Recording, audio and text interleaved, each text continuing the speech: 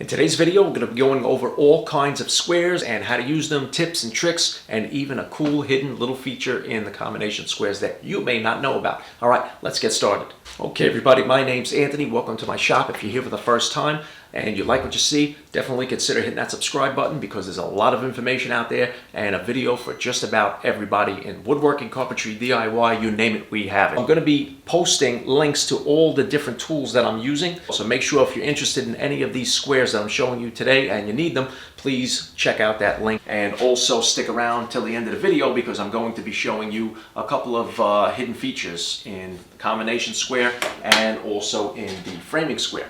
All right, so we're going to get started first with my favorites, which is the combination square. Now, the way I recommend that you check this is, number one, you absolutely have to have a straight edge on the workpiece. You don't have to worry about the sides, just the side that you're going to be referencing the face of your combination square on. Butt it up against the workpiece. Take a number 2 pencil and draw a line right down. Now, we drew the line here. What you want to do to make sure that this is square, you're going to just flip it 180 degrees, butt it up against that same reference edge. So now what you want to do is get as close as possible and draw the line. So now, we'll move it away. And now I can see that the distance here, the gap is the same as the distance down here. So let's see what a square that's out of square looks like. So now do the same test. Strike a line.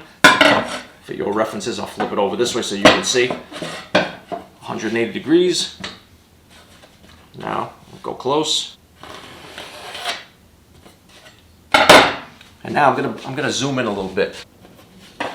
At the lead edge from the back edge, this is the same. So I know that this square is in fact 90 degrees. It is square. This square, which I told you is not 90 degrees anymore, if you look here, you can see that this gap right here is much larger than the gap here at the base on the same reference edge, which means that this is no longer within 90 degrees. So the only way for me to fix this would be to start filing down parts of the actual blade of this tri-square. You want to make sure that when you're looking for a combination square, number one, you want to make sure that you're looking for a steel base, a steel rule. So a couple of things that's cool about this, what you can do with it, you can set it to, say, whatever distance you need it to be from the edge. So I'll go with 6 inches here. So I set it to 6 inches and I'll make a tick mark. And if I wanted to strike that line a little further out, there is a little notch here on this side of the rule. And what you do is you put your pencil right in that notch and you just drag it across your reference edge. Now I know that this is 6 inches exactly from this edge because I set the combination square at the 6-inch mark. So when I mill boards down and see if everything is square, you have a level inside the base. So you can drop them on your work. The table is level. So that's another cool feature. You make your 90 degrees, you just turn it around, and this edge right here gives you a perfect 45. You put it up against the workpiece like that. And now you have your right angle. And if you want to connect it and make a triangle, at that point, you just take it, reference it on the edge, and there you go, perfect triangle. You can use it to set the height of your table saw blade, or even a router bit in your router table, or on the router itself before you plunge in, or if you use it as a depth gauge also for measuring dados and grooves. If you're trimming out door casing or a window, you set it to your reveal and then you just mark a line and then you set your trim molding to that line. Let's lay out our tenon.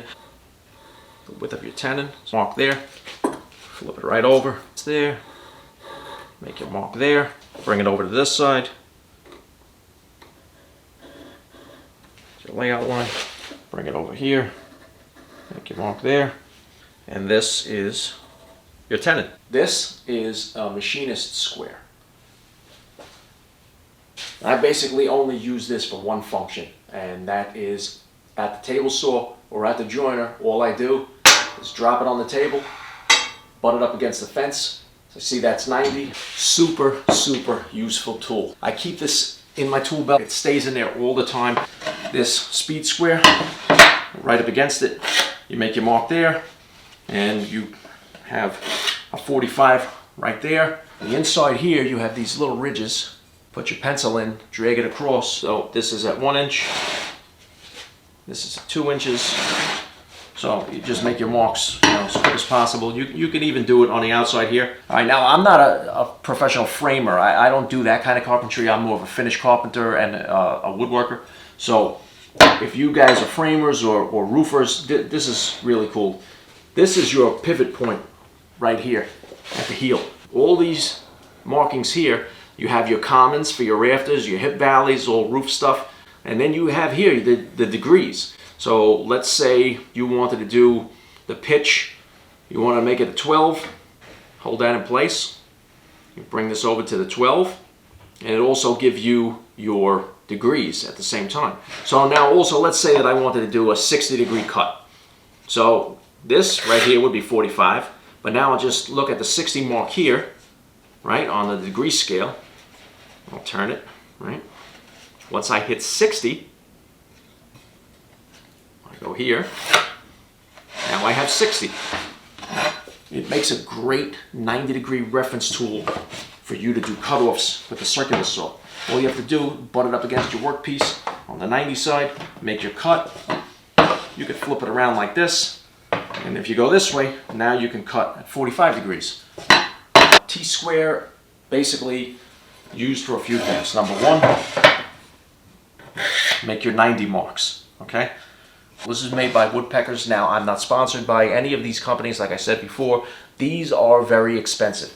They are, in fact, very accurate and worth the money. These little holes, which are all on a 1/16 of an inch inside here, they all line up with your rule markings, so that just like a combination square, if you need to make a marking on the board at, say, 1 3/16 inches, you have to use a number 7mm mechanical pencil for this, because I've tried it. The 9mm or anything thicker will just break off inside the hole and you won't be able to use it. Say I want to go 1 3/16. So there's 1, there's the 3/16 hole. You'll just take it, put it in there, you got it on your reference, and you drag it across the workpiece. So now I just made the mark that I needed at 1 3/16. Now I need to make a mark at 2 1/8. I'll bring it there, I'll make another mark. So this is a really useful tool, very widely used in cabinetry and woodworking. I have the 12-inch version, which you see here, and I also have the 24-inch version. Okay guys, so the last kind of square I want to talk about today is the framing square. This part, the skinny part here, is called the tongue. This part is known as the blade. This scale here is 24 inches. This scale on the tongue is 16 inches. Now, for my framers out there, you guys will know all too well that 16 is obviously common for 16 inches on center. And the 24, I believe this for the roof rafters, but like I said, I'm not a roofer, I'm not a framer, not 100% sure. Most carpenters will lay out the stair stringers with this. So let's say you have a rise and a run on your stair treads of 7 and 11. That's usually the common rise and run. I believe for the run, you would use the blade, and for the riser, you would use the tongue. Stair buttons. These are for you to put at those marking locations on your framing square so that you can just butt it up against the workpiece and triangulate your stair piece on a 2x12. I don't have a 2x12 in the shop so that I can show you, so I'm going to use this piece of plywood. Rise, we want 7 inches, so I'm going to put this right here at the 7-inch mark, 10-inch mark, and these basically are going to act like stoppers so that I can lay out the stair stringers. Now this should be a 2x12, obviously I don't have one, so I'm going to be showing you on the piece of plywood. So you basically will butt it up against the workpiece, Now you can see how the stair buttons come into contact there. And then you just gotta, from the edge, make your marks. There's your rise and your run. Move it down so that the point is touching from one point to the next. Mark that out. Put them on the tongue, and then you can basically use it like a giant oversized tri-square. You can see the stair buttons butt up against there, and then butt it up right to the fence, and you have a long reference point with the blade here. So I'm checking 24 inches into this fence. So that's 90 degrees. I'm happy with that. If you place a screw somewhere, there's a little notch right in the crevice there. I don't know how well it's picking up on the camera, but that little notch fits right over there, and now you can draw your arcs. So you can make a full circle. If I had the room, I'd make a full circle, or you can pick whatever inches you need the circle to be or your arc to be. And let's go with 16 here. I'll just go right on the end, make it a little easier, and I'll just draw my arc. And this is like a giant compass. Say you want to set it to 8 inches. And you would just bring it here, you hold pressure against there, and you would just drag it across and drag it back, and you make your arc.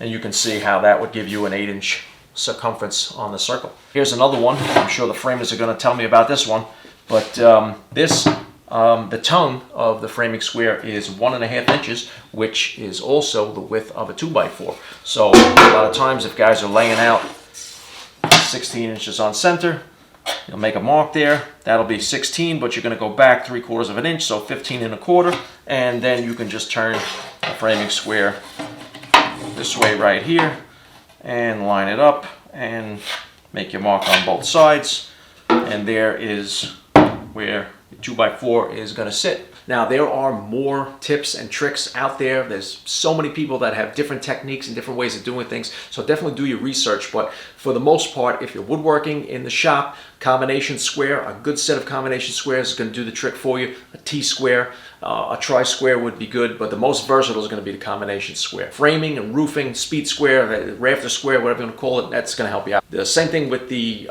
framing square. Framing square will help you lay out stair stringers, it'll help you do framing for walls, it'll help you with roofs and stuff like that, get you all your pitch angles. Basically the same thing a speed square will do, only in a larger scale format without giving you that quick 45-degree angle. Alright, so remember when I told you guys to stick around towards the end of the video?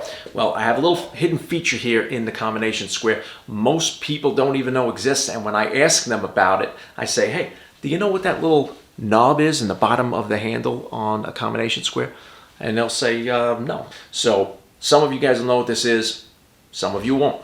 I'm going to show you right now. This little knob right here, go ahead and look at your combination square if you have one. All you got to do is unscrew it and then pull it out, and you can see that it is kind of like a little knife, right? Or like a little nail. Well, that is a marking device.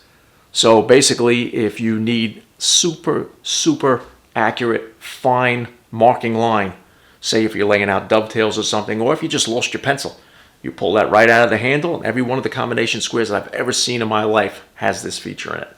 And then you would just take it and you would make your mark. And then when you're done, right back inside the handle, screw it back in, and that's it. You're done. So if you like the video, make sure you give it a thumbs up. Hopefully you'll support the channel. If you're enjoying all the free content, hit the Teespring store up. I got new design, all different colors and sizes, so check that out. All right, guys, I hope you'll join me next time. It was good to have you in the shop with me, so thanks for joining me today, and I'll see you guys in the next video.